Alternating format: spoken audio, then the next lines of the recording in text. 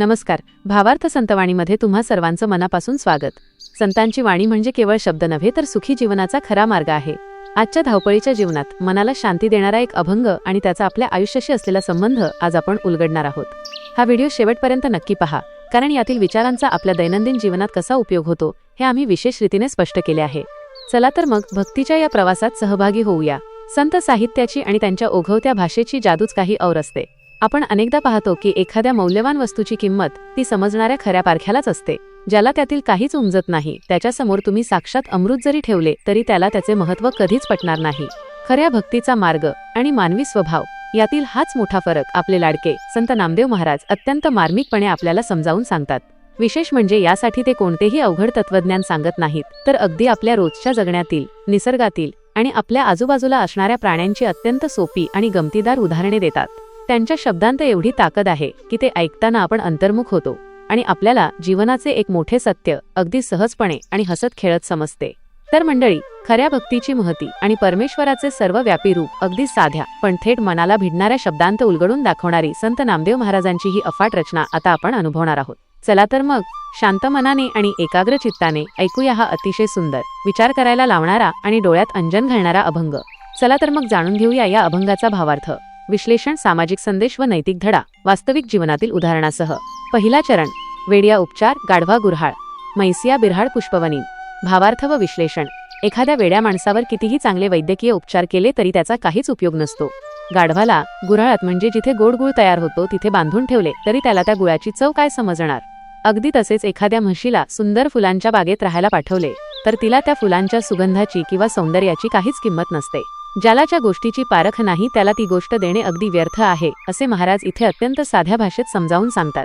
सामाजिक संदेश आणि नैतिक धडा. संत नामदेव महाराज समाजाला अत्यंत परखडपणे समजावत आहेत की अपात्र व्यक्तीला कितीही मौल्यवान गोष्टी दिल्या तरी त्याला त्याची किंमत कधीच समजत नाही. ज्याची जी समज किंवा पात्रता आहे त्यापेक्षा वेगळे काम त्याला दिल्यास ते वाया जाते. समाजातील अयोग्य लोकांना महत्त्वाची पदे, जबाबदाऱ्या किंवा अमूल्य ज्ञान देऊ नये, कारण ते त्याचा योग्य वापर करू शकत नाहीत. हा महत्त्वाचा धडा त्यांना द्यायचा होता. वास्तविक जीवनातील उदाहरण. एखाद्या तंत्रज्ञानाची अजिबात माहिती नसलेल्या माणसाला मोठ्या IT कंपनीचा प्रमुख बनवणे किंवा वाचनाची अजिबात आवड नसलेल्या माणसाला वाढदिवसाला अतिशय दुर्मिळ ग्रंथांची भेट देणे, अशा वेळी त्या मौल्यवान भेटवस्तूचा उपयोग रद्दी म्हणूनच होईल. दुसरा चरण, पद्मासनीन केंवी कुंजर हा बैसे, कोडिया न दिसे चंदन बरवा. भावार्थ व विश्लेषण. एखाद्या विशाल आणि धिप्पाड हत्तीला जर आपण ध्यानाला बसायला सांगितले आणि पद्मासन घालायला लावले तर ते त्याला शक्य तरी आहे का? तसेच ज्या माणसाला कुष्ठरोग झाला आहे किंवा ज्याची त्वचा बधीर झाली आहे अशा माणसाला थंडगार चंदनाचा लेप लावला तरी त्याला त्या चंदनाची शीतलता अजिबात जाणवणार नाही. अयोग्य व्यक्तीकडून चुकीच्या अपेक्षा ठेवणे किती हास्यास्पद असते हे या उदाहरणातून अत्यंत स्पष्टपणे समोर येते. सामाजिक संदेश आणि नैतिक धडा. ज्या व्यक्तीचा मूळ स्वभावच वाईट किंवा अयोग्य आहे त्याच्याकडून चांगल्या वर्तणुकीची अपेक्षा करणे व्यर्थ आहे. माणसाने वास्तवाचे भान ठेवावे आणि अज्ञानी लोकांकडून ज्ञानाची अपेक्षा करू नये. समाजाने स्वतःची पात्रता ओळखून मगच परमार्थाचा किंवा चांगुलपणाचा मार्ग धरावा. जो माणूस स्वतःहून सुधारू इच्छित नाही त्याला कोणीही सुधारू शकत नाही, हा रोखठोक विचार इथे मांडला आहे. वास्तविक जीवनातील उदाहरण. समाजात सतत भ्रष्टाचार करून लोकांची लूट करणाऱ्या आणि स्वतःचे खिसे भरणाऱ्या पुढाऱ्याकडून अचानक प्रामाणिकपणाची आणि गरिबांच्या कल्याणाची अपेक्षा करणे हे हत्तीला पद्मासन घालायला लावण्यासारखेच पूर्णपणे अशक्य आहे. तिसरा चरण, तैसा नव्हे देव मूर्ख जनांच्या भक्ती, भल्याचा विरक्ती ज्ञानवांटा. भावार्थ व विश्लेषण. वर दिलेली सगळी उदाहरणे महाराज आता थेट देवाच्या भक्तीशी जोडतात. ते म्हणतात की जे मूर्ख आणि अज्ञानी लोक आहेत त्यांच्या दिखाऊ भक्तीला देव कधीच पावत नाही किंवा भूलत नाही. ज्याच्या मनात खऱ्या अर्थाने ज्ञानाचा प्रकाश आहे आणि ज्याने संसारातील वाईट गोष्टींपासून विरक्ती घेतली आहे असा ज्ञानी माणूसच खऱ्या अर्थाने देवाचा आणि खऱ्या भक्तीचा वाटेकरी असतो. केवळ अंधानुकरण करणाऱ्यांना देव कधीच भेटत नाही. सामाजिक संदेश आणि नैतिक धडा हा या संपूर्ण अभंगाचा गाभा आहे. संत नामदेवांनी समाजातील अंधश्रद्धेवर कडक प्रहार केला आहे. केवळ दिखाऊ कर्मकांडे करणाऱ्या अज्ञानी लोकांच्या भक्तीने देव किंवा यश कधीच मिळत नाही. खरे यश आणि परमार्थ हा ज्ञानी आणि विवेकी माणसांनाच मिळतो. देवाला प्रसन्न करण्यासाठी अंधश्रद्धेची किंवा देखाव्याची नव्हे तर खऱ्या ज्ञानाची आणि शुद्ध चारित्र्याची गरज असते, हा संदेश त्यांनी समाजाला दिला. वास्तविक जीवनातील उदाहरण. स्वतःच्या जीवनातील अडचणी दूर करण्यासाठी मेहनत किंवा योग्य उपाय न शोधता भोंदूबाबांच्या नादी लागून गंडेदोरे बांधण्यासाठी हजारो रुपये उधळणारी अंधश्रद्ध लोक. याउलट स्वतःच्या कष्टावर आणि शिक्षणावर विश्वास ठेवून प्रगती करणारा स्वावलंबी तरुण. चौथा चरण, शेळीस ऊस कळकटिया सुदिवस. सुकराप्रेत रस आंबियाचा. भावार्थ व विश्लेषण. एखाद्या शेळीसमोर गोड आणि रसाळ ऊस ठेवला तरी तिला झाडपाल्यातच जास्त रस असतो. आयुष्यभर अस्वच्छ आणि मळकट राहणाऱ्या माणसाला एखादा चांगला दिवस किंवा चांगले कपडे दिले तरी त्याचे मन त्यात अजिबात रमत नाही. तसेच डुकराला तुम्ही कितीही गोड हापूस आंब्याचा रस प्यायला दिला तरी त्याची आवड ही घाणीतच असते. माणसाचा मूळ स्वभाव आणि त्याची प्रवृत्ती बदलणे खूप कठीण असते. हाच कानमंत्र महाराज या ओळीतून देतात. सामाजिक संदेश आणि नैतिक धडा. ज्या लोकांना कायम वाईट विचारांची आणि घाणीची सवय असते त्यांना चांगल्या गोष्टींची गोडी कधीच लागत नाही. संतांना समाजाला हे सांगायचे होते की जोपर्यंत तुम्ही स्वतःला वाईट संगतीतून आणि व्यसनातून बाहेर काढत नाही तोपर्यंत तुम्हाला चांगल्या विचारांचे महत्त्व कधीच समजणार नाही. माणसे स्वतःच्या विचार पातळीनुसारच गोष्टी निवडतात. वास्तविक जीवनातील उदाहरण. एखाद्या सराईत गुन्हेगाराला नीतिमत्तेचे आणि प्रामाणिकपणाचे धडे देणे. त्याला त्या चांगल्या विचारांपेक्षा स्वतःच्या गैरमार्गातच जास्त रस असतो. तिथे चांगले विचार सांगणे म्हणजे डुकराला आंब्याचा रस पाजण्यासारखे आहे. पाचवा चरण, दर्दुरा क्षीरपान त्रिदोषिया मौन. मद्यपिया मन स्थिर नव्हे. भावार्थ व विश्लेषण.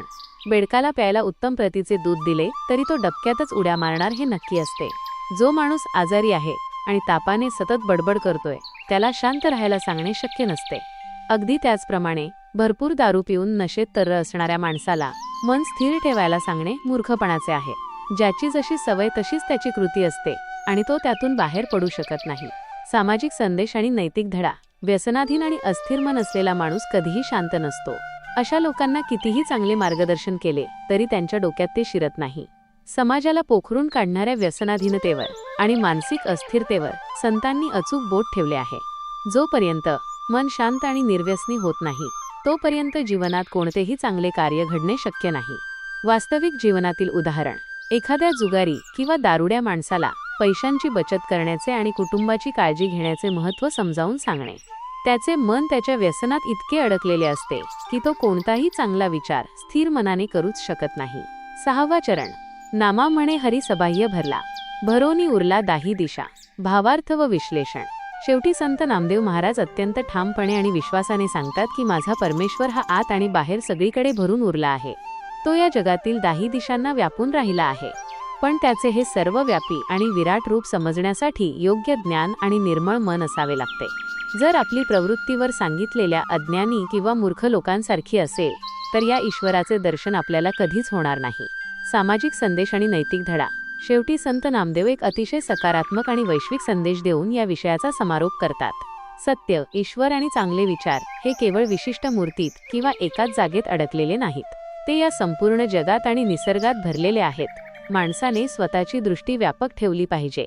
अज्ञानाचा अंधार दूर केल्यावरच माणसाला जगात सर्वत्र चांगुलपणा दिसेल हा व्यापक दृष्टिकोन संतांनी दिला आहे. वास्तविक जीवनातील उदाहरण. केवळ मंदिरात जाऊन देवाला शोधण्याऐवजी समाजातील अनाथ मुले, भुकेले लोक आणि संकटात सापडलेल्या माणसांची निस्वार्थपणे मदत करणारा खरा समाजसेवक. अशा व्यक्तीला खऱ्या अर्थाने प्रत्येक जीवात आणि सर्वत्र ईश्वर दिसतो. आजच्या म्हणजेच सध्याच्या काळातील नवीन पिढीसाठी अभंगाचा संदेश त्यांच्या आधुनिक भाषेत. आजच्या तरुण आणि स्मार्ट पिढीला हा विचार कसा समजून सांगायचा, त्यांच्याच भाषेत सांगायचे तर हा अभंग म्हणजे फेक जगातून रियालिटीमध्ये येण्याचा मार्ग आहे. आजकाल आपण सोशल मीडियावर स्वतःला खूप छान दाखवण्यासाठी निरनिराळे फिल्टर्स लावतो, पण आतून आपण खरंच आनंदी असतो का? बाहेरून कितीही महागडे ब्रँड्स वापरले तरी जोपर्यंत आपला माइंडसेट बदलत नाही तोपर्यंत खऱ्या अर्थाने शांती मिळत नाही. म्हशीला फुलांच्या बागेत ठेवण्यासारखाच हा प्रकार आहे. बेडकाला दूध पाजले तरी त्याला डबक्यातच उड्या मारायला आवडतात. आजच्या काळात आपण करिअरमध्ये यश मिळवण्यासाठी अनेक शॉर्टकट्स शोधतो, पण जर कामावर निष्ठा नसेल, आपले बेसिक्स क्लिअर नसतील तर ते यश टिकत नाही. आपली आवड आणि वृत्ती योग्य नसेल तर हाती आलेली संधी आपण डुकराने आंब्याचा रस नाकारावा तशी वाया घालवतो. या अभंगाचा आजच्या तरुणाईला सर्वात मोठा संदेश म्हणजे ऑथेंटिक राहा. वरवरचा देखावा करण्यापेक्षा स्वतःवर काम करा. स्वतःचे विचार आणि ज्ञान अपग्रेड करा. मद्य पिणाऱ्या माणसाचे मन जसे कधीच स्थिर नसते तसे विचलित होऊ नका. ज्या दिवशी तुम्ही आतून पॉझिटिव्ह आणि खरे व्हाल त्या दिवशी तुम्हाला जगात सगळीकडे चांगल्याच गोष्टी दिसतील. मित्रांनो, सरतेशेवटी एक निवेदक आणि एक कृत्रिम बुद्धिमत्ता प्रणाली या नात्याने मी एवढेच सांगेन की संतांचे विचार हे केवळ जुन्या काळातील माणसांसाठी नाहीत, तर ते आजच्या आपल्या आयुष्याला योग्य दिशा देणारे उत्तम मार्गदर्शक आहेत. चला तर मग बाह्य देखावा सोडून आतून समृद्ध होण्याचा प्रयत्न करूया. धन्यवाद. जगातील लोकांच्या प्रवृत्ती बदलणे आपल्या हातात नाही, तुम्ही तुमची ऊर्जा त्या लोकांसाठी खर्च करू नका ज्यांना तुमच्या ज्ञानाची किंवा प्रेमाची किंमत नाही. त्याऐवजी तुम्ही स्वतःच्या मनाला समजून घ्या आणि अंतर्बाह्य भरलेल्या त्या ईश्वराचा अनुभव घ्यायला शिका. विचारांची धार आणि भक्तीचा आधार हेच आहे संतांच्या वाणीचं सार. ऐकायला खूप मिळतं पण समजायला भाव लागतो. भावार्थ संतवाणी तुमच्या आयुष्यात तोच बदल घडवण्यासाठी सज्ज आहे. शून्यातून विश्व निर्माण करणाऱ्या त्या पांडुरंगाच्या चरणी नतमस्तक होऊया. कमेंटमध्ये माऊलीचा जयघोष करा. पुंडलिक वरदा हरी विठ्ठल. श्री ज्ञानदेव तुकाराम. पंढरीनाथ महाराज की जय.